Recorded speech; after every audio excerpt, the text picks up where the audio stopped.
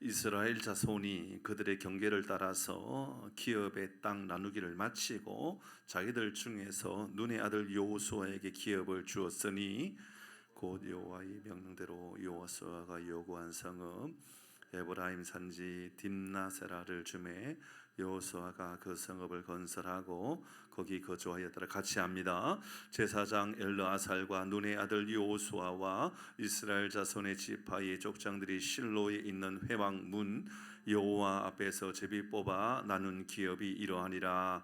이에 땅 나누기 일을 마쳤더라. 아멘. 앞에 나오는 화면이 조금 이상하네요. 네, 우리 구호하고 하는 말씀 함께 나누도록 합니다. 구호하겠습니다. 구호 있나요? 없어요?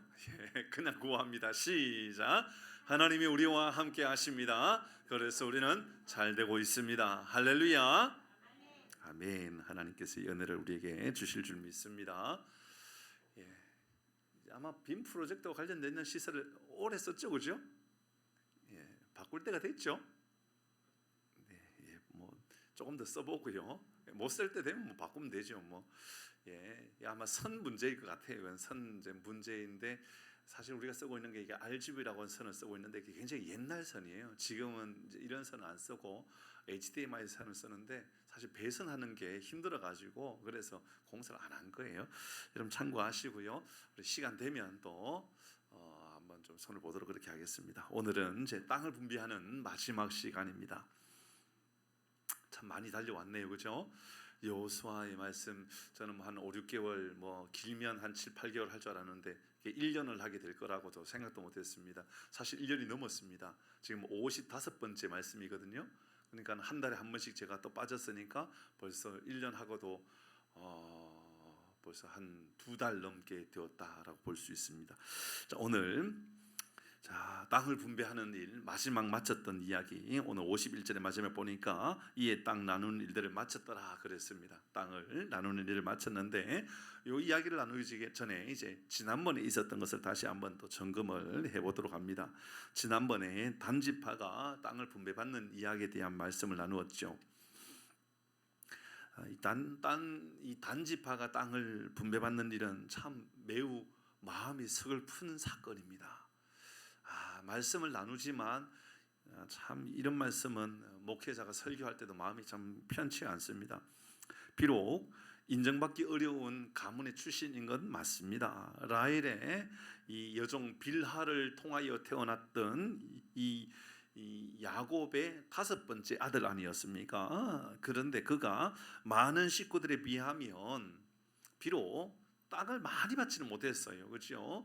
뭐 유다 지파라든지 에브라임 지파라든지 이런 데 비하면 뭐 땅을 얼마 받지 못했어요. 근데 인구는 또 얼마나 많았는지 군사로 쓰임 받을 수 있는 사람만 6만 명이 넘었으니까 다른 지파에 비하면 2번째로 많았던 그런 인구를 가지고 있었던 게 바로 이 단지파였습니다.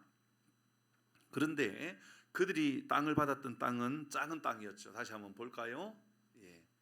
잘 보일 때 빨리 봐야 될 것 같습니다. 지도 먼저 보여주십시오. 예, 지도를 보니까 단지파는 저 에브라임 바로 밑에, 유다 바로 위에 단지파 보이잖아요, 그죠? 이렇게 땅을 작게 받았습니다. 인구는 6만 명이 장군으로 쓸 수 있는 사람이 6만 명이었으니까 머나세나 가시나 르우벤이나 유다 이런 지파에 비하면 너무 작은 땅을 받았던 건 사실입니다, 그죠? 그렇지만 이런 그것이 그들에게는 별로 핑계거리가 될 수 없는 게 있었죠. 불 켜주시면 됩니다. 다시 좀 이따가 다시 꺼주셔야 됩니다. 하나님 그들에게 엄청난 힘을 주셨다고 분명히 그랬습니다. 그들을 향하여서 사자 새끼 같다 그런 족속이다 그랬습니다. 달리 말하면 충분한 능력을 그들에게 주셨다라는 겁니다.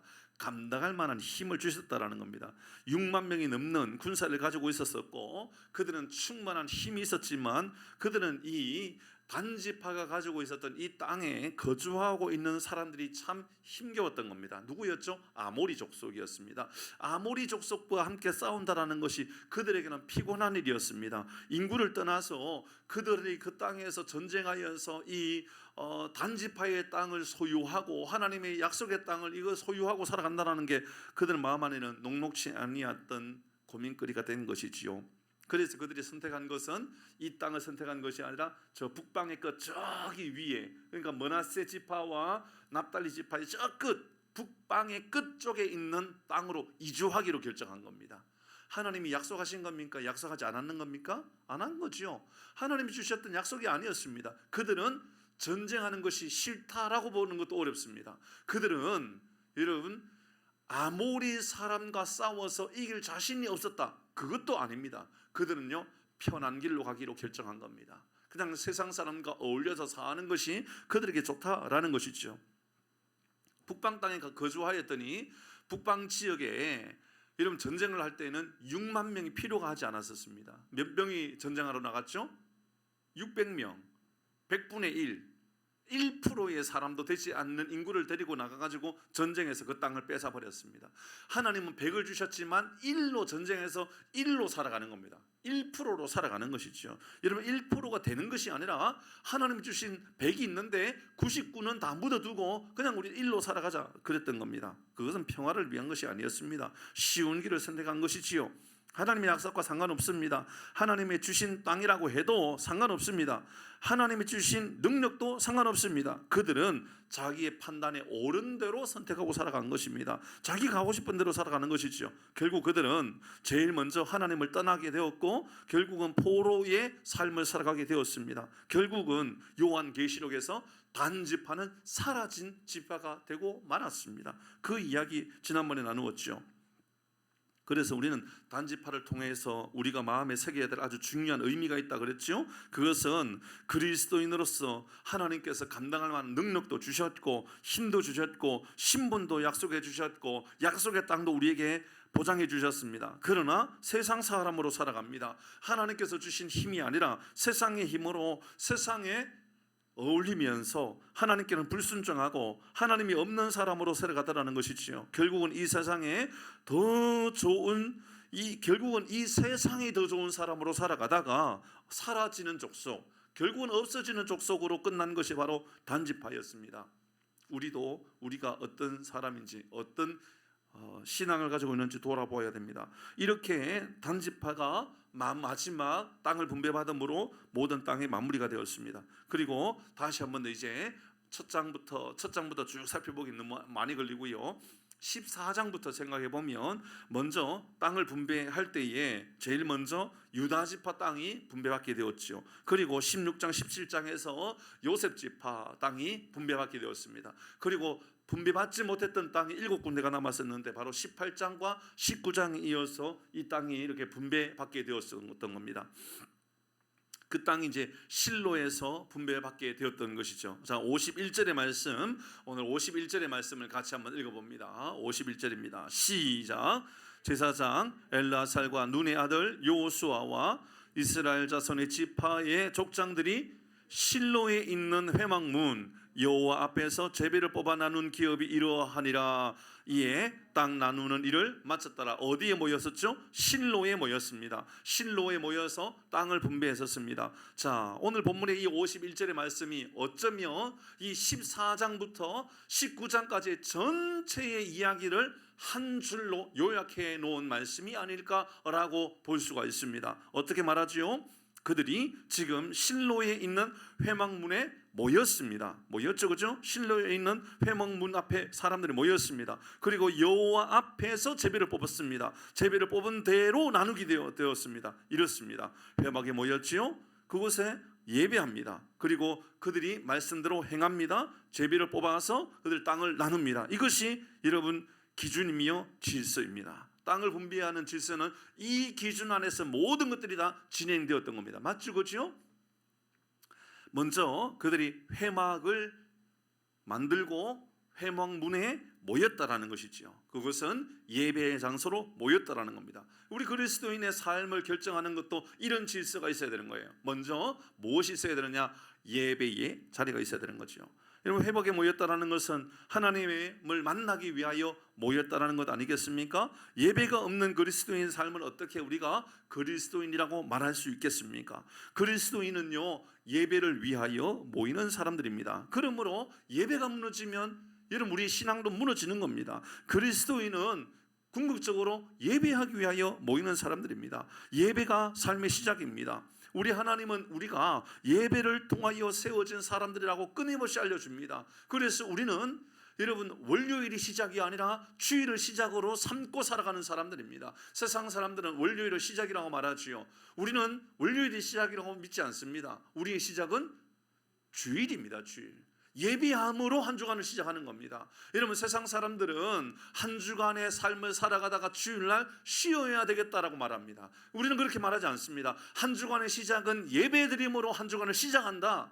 하나님이 주시는 힘으로 한 주간을 시작한다. 그러니까 시작과 종점이 세상 사람과 다른 거지요. 우리의 시작은 예배이고 세상 사람들의 쉼은 주일이 되는 겁니다. 안식일이 바로 그렇게 쉬는 날, 바로 일요일이 되는 것이죠. 그러므로 여러분 우리도 잘 생각해 봐야 됩니다. 우리는 어떻게 하고 있는가, 어떤 삶의 시작점을 어디다 두고 있는가를 잘 생각해 보아야 한다라는 것이죠. 사랑하는 성도 여러분, 저는 우리 모든 교우들이 예배를 통하여 하나님께서 주시는 능력과 새로운 힘과 위로와 회복을 경험하는 은혜가 우리 가운데 있기를 바랍니다.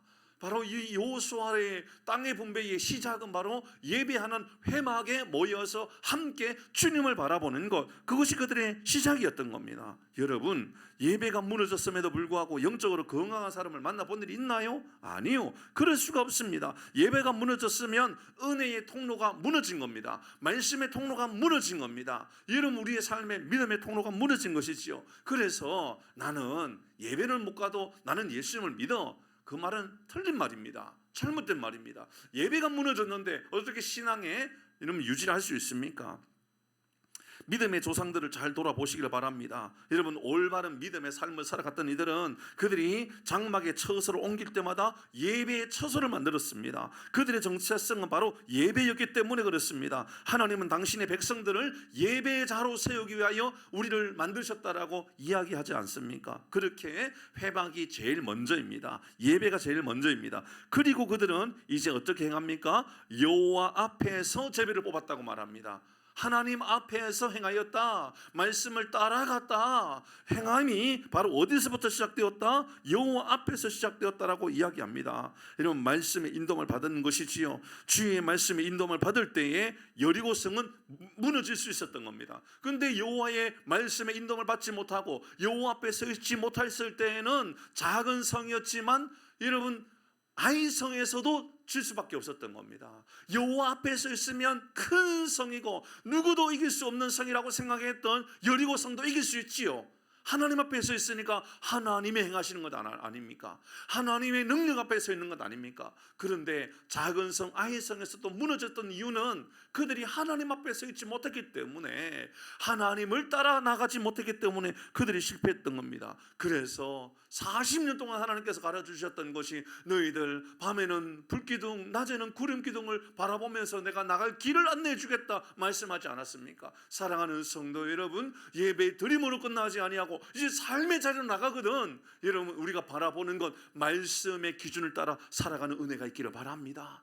이런 우리의 삶의 기준은요 말씀을 따라 살아가는 거예요. 경험을 따르는 것도 아니고 우리가 지금까지가 알고 있는 얄팍한 지식을 가지고 살아가는 것도 아니고 하나님께서 주시는 말씀이라면 서고 하나님 주시는 말씀이라면 달려갈 수 있는 믿음의 결단을 하는 것, 하나님 바로 그 말씀을 알려주기 위하여 이제 이 12지파의 땅을 분배하면서 마지막 51절에 여호와 앞에서 이 모든 것들을 행하였다라고 알려주고 있습니다. 사랑하는 성도 여러분, 우리 교회가 건강한 교회가 되고 우리 모든 성도님들이 믿음의 든든한 반석 위에 세워줄 수 있는 가장 위대한 방법, 말씀을 따르는 겁니다. 말씀을 마음에 새기고 살아가기를 바랍니다. 말씀을 마음에 두고 살아가십시오. 말씀의 인도함을 받으면 실패하는 것 같으나 실패가 아니에요. 하나님을 따르지 아니하고 말씀을 따르지 아니하면 세상에 성공한 것 같으나 성공한 게 아니에요. 사랑하는 교회 여러분, 우리는 이 철저한 법칙을 두고 있는 겁니다. 첫 번째는 예배자로 사는 것이고, 두 번째는 하나님의 말씀 앞에 나를 두고 살아가는 겁니다. 세 번째는요, 제비를 뽑아 나누었다. 기업을 나누는데 제비를 뽑았다라는 겁니다. 여러분 이 말씀을 왜곡하여서 생각하면 안 됩니다. 아 목사님 제비를 뽑아 나누었다 그러니 이제 앞으로 우리의 인생도 다 제비 뽑고 살아가야 되겠습니다. 그 말이 아닙니다. 여러분, 우리 한국 교회에 특별히 우리 교단이 한동안 부정부패를 없애기 위하여 제비를 뽑아가지고 총회장을 세웠던 일이 있었습니다. 그건 수치스러운 일입니다. 말씀대로 행한 것처럼 보입니까? 아니요. 부정부패를 어떻게든지 끊어보려고 했던 방법이 여러분 제비를 뽑아가지고 총회장을 뽑는 겁니다. 여러분, 우리 교회에 나중에 만약에요, 우리 교회에 장로님을 세우는데 제비를 뽑고 권사님을 뽑는데 제비를 뽑고, 여러분 그러면 좋은 것처럼 보여집니까? 아니요. 얼마나 위험한 일인지 모릅니다. 그러면 왜 당시에 제비 뽑으라 그랬을까요? 이것은 철저한 하나님의 임재 속에 있어야 된다는 것을 가르쳐주는 말씀입니다. 그러니까 제비를 뽑아서 우연히 누군가가 되도록 하고 우연히 어떤 땅을 받아라, 그 말이 아닙니다. 여러분, 제비 뽑는 일의 핵심은 제비 뽑는 행위가 아니라 제비를 뽑을 수 있을 만큼 영적으로 민감한 깨어있는 공동체가 되라, 그 말입니다. 여러분, 우리 교회가 영적으로 분별력이 분명하게 깨어있는 교회가 될 수 있기를 바랍니다. 그 이야기가 바로 제비를 뽑는 겁니다. 그러니까 제비를 뽑는 것의 핵심은 제비 뽑는 행위가 아니라 하나님의 철저한 임재 속에 있는 공동체를 알려주는 겁니다. 여러분, 여러분의 가정도 그러하기를 바랍니다. 앞으로 사업을 하거나 아파트를 분양을 하는데 분양을 받는데 제비를 뽑아가지고 어디를 뽑을까요? 제비를 또 뽑아가지고 그렇게 하면 안 되는 거예요. 여러분, 우리는 어떤 마음을 가져야 되느냐? 철저하게 하나님과 나와의 깊은 관계 속에서 결정해야 되겠다라는 거지요. 사랑하는 성도 여러분, 핵심은 하나님의 임재요, 핵심은 영적인 민감함이요, 핵심은 영적인 분별력을 말하는 겁니다. 사랑하는 교회 여러분, 우리의 삶에 바람을 불어도 하나님을 깨닫게 되고, 겨울이 오고 이러면 봄이 와도 하나님을 느낄 수 있는 민감한 영적인 고백이 우리의 삶에 임하기를 주의 이름으로 축복합니다. 저는 우리 교회가요, 영적으로 분별력 있는 교회가 더 건강하게 그렇게 세워졌으면 좋겠습니다. 당시에 제비를 뽑아라고 한 것은 우연히 어떤 결과물을 만드는 것이 아니라 철저한 하나님의 동행, 철저한 하나님의 인도하심 아래 있는 공동체가 되라는 것입니다. 자, 하나님은 이 일에 대하여 이런 머뭇거리고 있었던 18장의 이야기지요. 머뭇거리고 있었던 7지파를 향하여 이렇게 말씀하셨죠. 여러분, 18장 3절 말씀입니다. 같이 읽습니다. 시작. 여호수아가 너희가 너희 조상의 하나님 여호와께서 너희에게 주신 땅을 점령하러 가기를 어느 때까지 지체하지 말라라고 말씀하셨습니다. 여러분, 이 말씀들, 이제 그 전에 있었던 것, 바로 회막에 모이는 것, 그곳에서 하나님의 앞에 서 있는 하나님의 인도하심을 바라보는 것, 제비를 뽑는 것, 이 일을 머뭇거리고 하지 아니했던 7지파를 향하여서 하나님이 단호하게 말씀하셨습니다.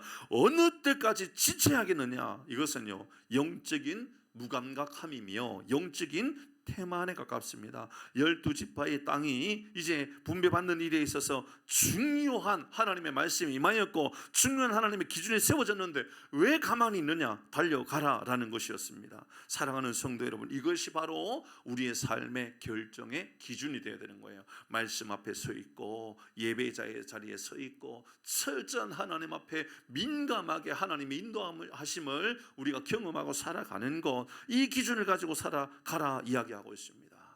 두 번째는 이 말씀 전체의 땅을 분배의 말씀을 통하여 두 번째 우리가 교훈으로 삼아야 될 중요한 것이 오늘 본문의 말씀을 통하여 우리가 헤아려야 할 아주 중요한 말씀이 있지요.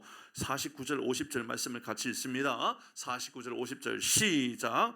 이스라엘 자손이 그들의 경계를 따라서 기업의 땅 나누기를 마치고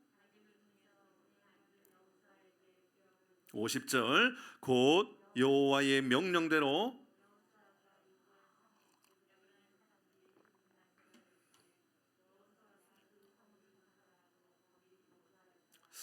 여러분 잘 기억을 하실지 모르겠습니다만은 여호수아가 땅을 분배하는 일이 이제 14장에 시작할 때에 땅을 분배받는 일에 처음에 시작할 때에 제일 먼저 나서 가지고 내게 이 땅을 주십시오라고 외쳤던 사람이 있었죠.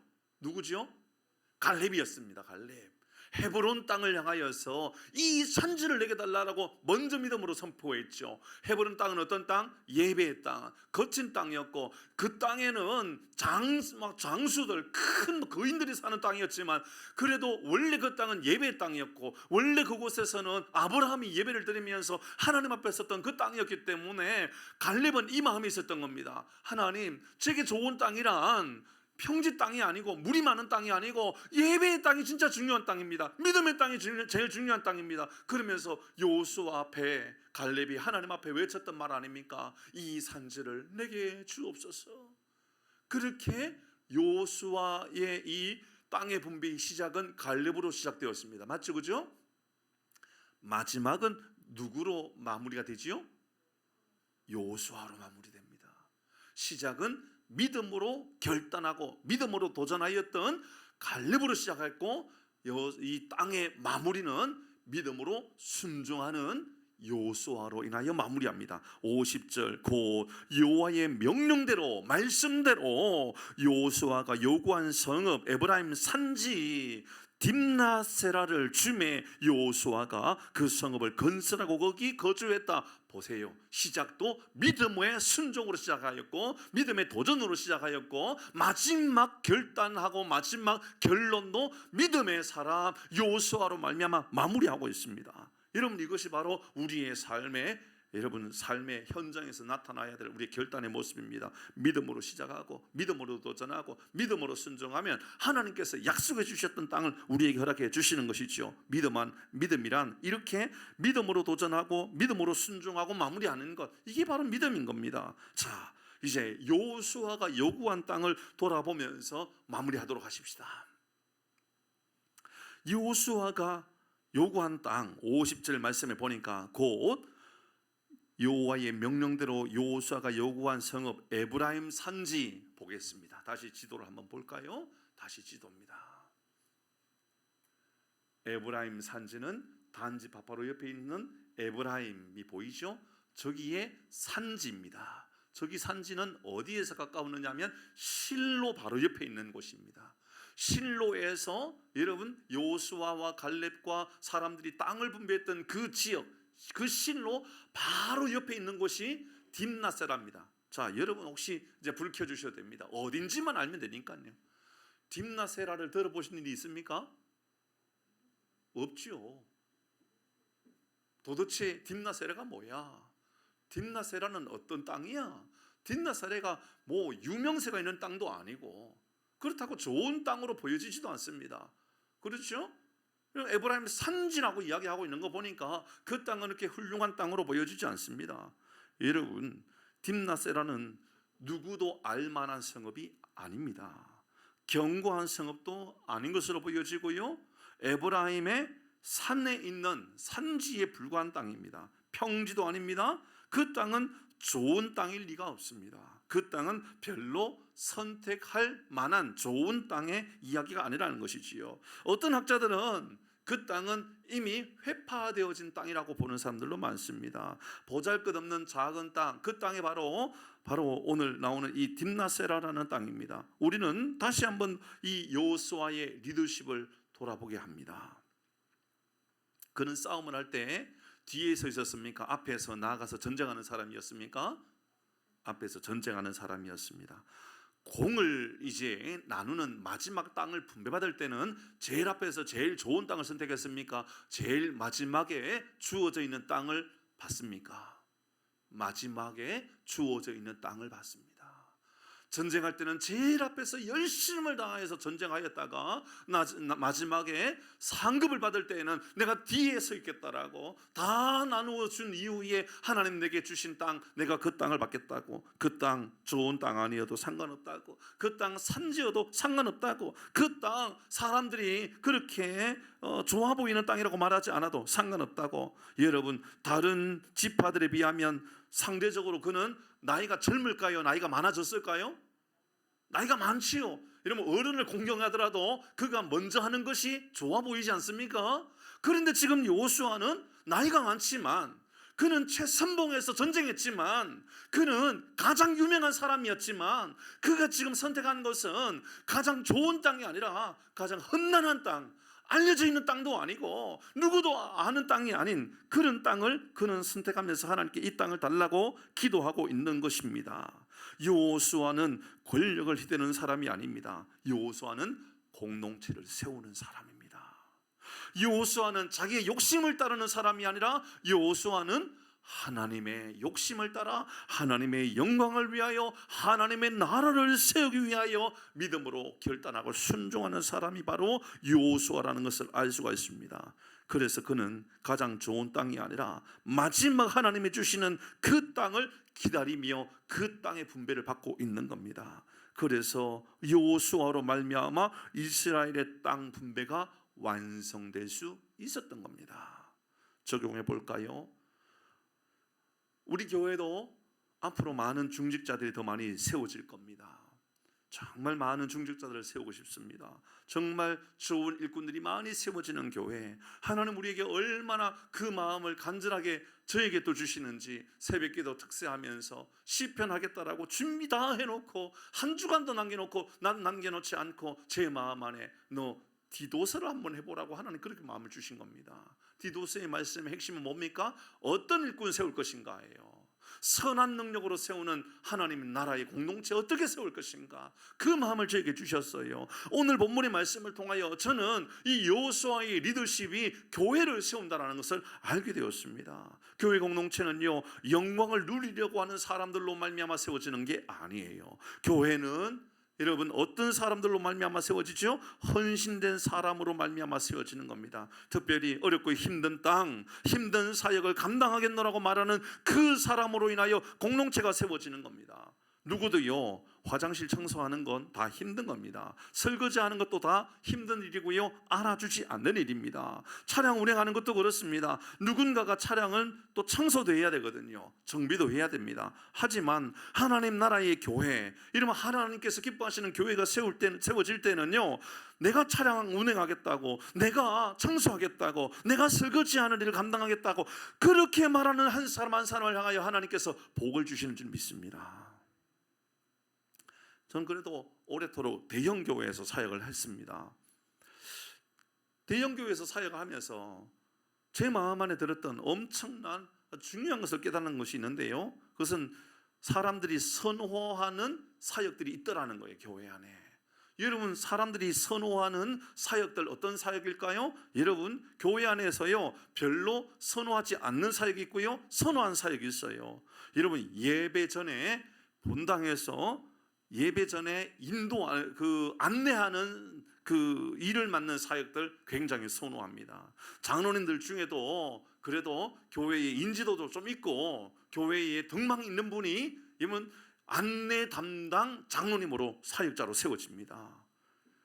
평신들도 마찬가지입니다. 아무나 여러분 세워지진 않지만 여러분 많은 사람들이 예배 안내 사역에 동참하고 싶어 합니다. 그리고 또 있는데요, 성가대 사역도 선호하는 사역입니다. 넘쳐납니다. 여러분, 하나님 어느 모 교회에 한 부서에 성가대가 100명씩 있는데 100명씩. 지금 이제 2부는 아주 일부네요. 일부 시간에는 너무 일찍 들어지기 때문에 많지가 않아요. 근데요, 2부, 3부 시간에는요 100명의 성가대 대원이 있습니다. 100명. 작지 않겠죠, 그죠? 꽤 많이 섭니다. 다 합쳐가지고 성가대 발표하면 앞에 무대에 서야 되는 사람이 한 300명 가까이 서야 될 때가 있습니다. 전쟁터입니다. 서로 들어가려고. 근데 서로 들어가고 나서도 그 안에서도 앉는 자리 가지고 싸웁니다. 모르시죠? 앉는 자리 가지고 싸웁니다. 어느 성도가 이제 교회에서 성가 대원으로 임명을 했는데 자리를 쭉 하다가 이제 어느 파트장님께서 이제 중간 자리 어울릴 수 있도록 자리를 세웠습니다. 거기에 원래 서던 권사님이 난리가 났습니다. 그 자리 내 자리인데 왜 새로운 사람 거기서 세웠냐고 난리가 났습니다. 그 자리가 왜 그렇게 기쁘고 그 자리를 그렇게 선호하는 이유가 뭐냐 그러니까는 카메라가 제일 잘 잡히는 자리랍니다. 거기가. 그러니까 그 자리만 선호하는 겁니다. 너무너무 좋아하는 거예요. 그래서 그 모 목사님이 저에게요 이렇게 요청했습니다. 김 목사, 안 되겠다. 2부 3부 예배 찬양대를 통합해서 하나로 줄여버려라, 없애버려라.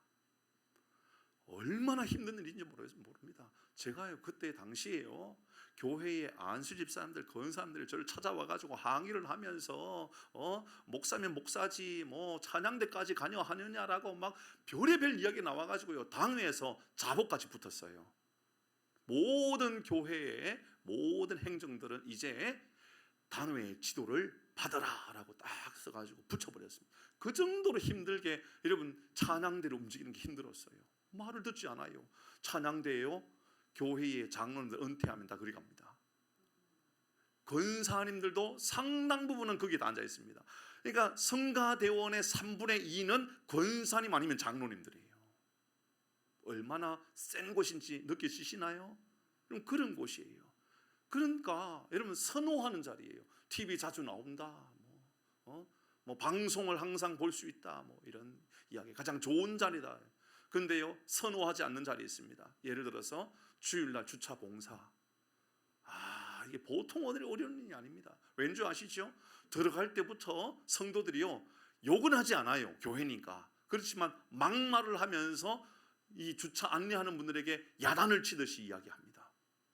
그분들 봉사하고 있는 사람들인데 결국은 그렇게 그만두고 그렇게 떠나다가 결국은 관리 집사님들이 봉사합니다. 왜냐하면 워낙 욕을 많이 하니까, 워낙 사람들이 이런저런 이야기하니까. 그거는 예배를 들어올 때만 그런 게 아니에요. 예배를 마치고 할 때도 그래요. 본당에서 은혜를 받고 주차장에서 은혜를 다 버리고 갑니다. 그게 무슨 예배일까요? 그게 무슨 은혜일까요? 이런 곳이 있다라는 거죠. 또 있습니다. 설거지하는 곳입니다.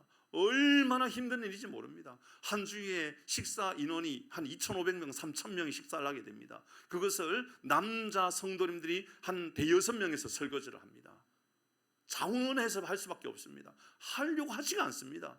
얼마나 힘든 일인지 한겨울에도요 땀이 범벅이 되면서 일을 해야만 하는 곳입니다. 저는 앞으로 우리 교회에 설거지 봉사에 자원하는 팀들이 많이 나올 수 있기를 바랍니다. 우리 장로님도 한번 하시지요. 저하고 같이 앉아가지고 설거지도 한번 하고요. 장로님 아무나 들었죠, 그죠? 그게 힘든 일이지만 여러분 가치 있는 일이 아닐까요? 그런 일들을 감당하는 사람들로 말미암아 교회가 세워지는 것 아닐까요? 화장실 청소도 마찬가지입니다. 여러분 누가 화장실 청소를 기뻐하겠습니까? 제가 볼일 본 것도 아닌데 남이 볼일 본 거 그거 다 비우면서 청소하는 거, 여러분 힘든 일이죠. 주중에 화장실을 관리하고 있는 어느 모 집사님이라든지 또 어떤 권사님들 볼 때마다요 너무너무 귀하게 보입니다. 여러분 그분의 신앙의 모습은 화장실 청소나 혹은 설거지를 하는 거거나 혹은 힘든 일에 자원하고 있는 사람인가 그 모습을 통해서 볼 수가 있어요. 여러분의 영광을 누리려고 신앙생활하고 있습니까? 아니면 종으로 섬기면서 하나님의 영광을 위하여 나아가겠노라고 믿음의 고백으로 그 자리에 서 있습니까? 사랑하는 성도 여러분, 앞으로 우리 교회가 어떤 교회가 되느냐는 이 중요한 이 여호수아의 모습을 통하여 발견할 수가 있습니다.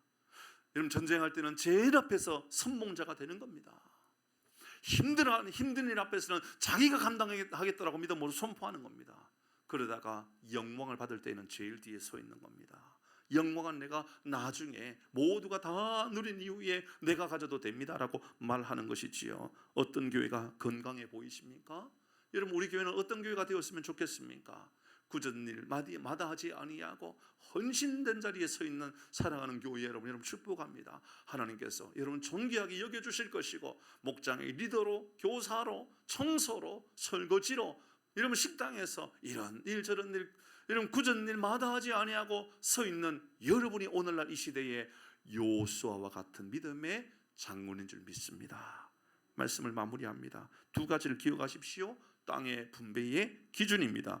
예배로 모이고 말씀의 인도를 받아 믿음으로 적용하여서 삶의 현장에 하나님의 임재를 경험하는 것, 여러분 이것이 땅의 분배, 우리의 삶의 법칙이라 그랬습니다. 두 번째, 갈렙의 믿음의 도전으로 시작하였던 것 여호수아의 믿음의 순종으로 마무리되었습니다. 여러분 우리는 갈렙이 이 산지를 달라고 기도하고 외쳤던 것을 기억합니다. 좋은 땅이 아닙니다. 그것은 예배의 땅을 내가 선포하겠다고, 예배의 땅을 내가 얻겠다라고 믿음으로 고백하는 것이었습니다.